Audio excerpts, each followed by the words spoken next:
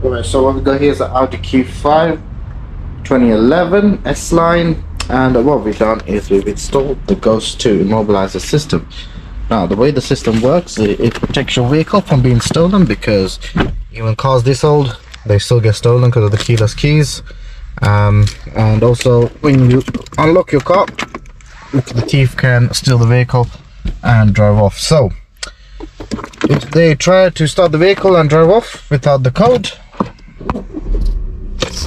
vehicle turns on and it will cut out, so you can't drive it without the code.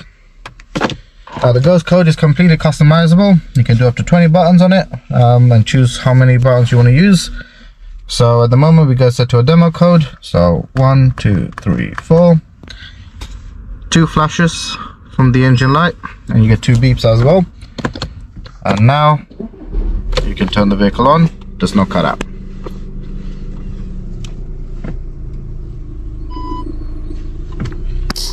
So if you want this installed on your vehicle, Audi Q5, to protect you from being stolen, see the link down below. Thanks for watching. Make sure you like and subscribe to our channel.